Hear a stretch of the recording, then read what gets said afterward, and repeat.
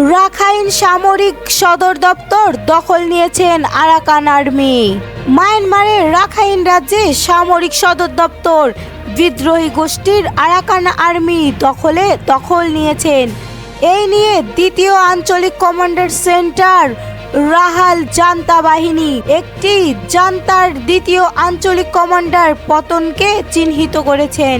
গভীর রাতে Telegram post করা এক বিবৃতি অনুযায়ী আরাকান আর্মি জানিয়েছেন, বাংলাদেশের সীমান্তবর্তী রাখাইন রাজ্যের পশ্চিমা সামরিক কমান্ডার 2 সপ্তাহের তীব্র লড়াইয়ের পর শুক্রবার পতন করেছেন। তবে এ ব্যাপারে এখন পর্যন্ত কোনো মন্তব্য আসেনি মায়ানমারের সামরিক সরকার মুখপাত্রের কাছ থেকে। মায়ানমারের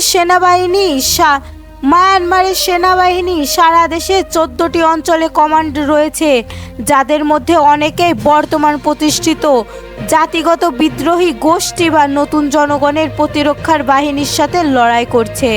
2021 সালে বেসামরিক সরকারকে হটিয়ে ক্ষমতা দখল করে সেনাবাহিনী। এরপর থেকেই দেশটিতে গৃহযুদ্ধ শুরু হয়েছে।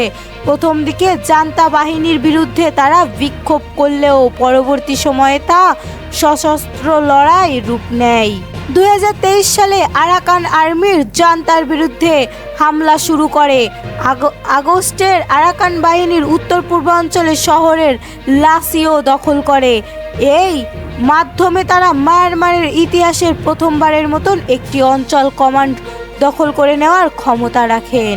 দুর্ঘটনায় জড়িত সমাজের উচ্চ পর্যায়ের ব্যক্তিদের বিচার হয় না বললেন নাহিদ। সড়কের ভিন্ন সময় দুর্ঘটনায় জড়িত সমাজের উচ্চ পর্যায়ের ব্যক্তিদের বিচার হয় না মন্তব্য করে অন্তর্বর্তী সরকারের তথ্য সম্প্রচার ও টেলিযোগাযোগ উপদেষ্টার মোহাম্মদ নাহিদ ইসলাম। তিনি বলেন, আমাদের মধ্যে একটা ধারণা তৈরি হয়েছে যে সমাজের উচ্চ পর্যায়ের সঙ্গে যারা আছেন তাদের বিচার হয় না, জবাবদিহি হয় না। এখানে সাধারণ মানুষদের জীবনটাই আসলে যায়। এই চিত্র আমাদের সমাজে আছে, এটাই পরিবর্তনের দরকার। বিএনপি নেতার বাড়ি ভাঙচুর করলেন ছাত্র দলের নেতা। রাজবাড়ীর গোয়ালন্দর বিএনপির এক নেতার বাড়ি ভাঙচুরের অভিযোগ উঠেছে ছাত্রদল নেতার বিরুদ্ধে।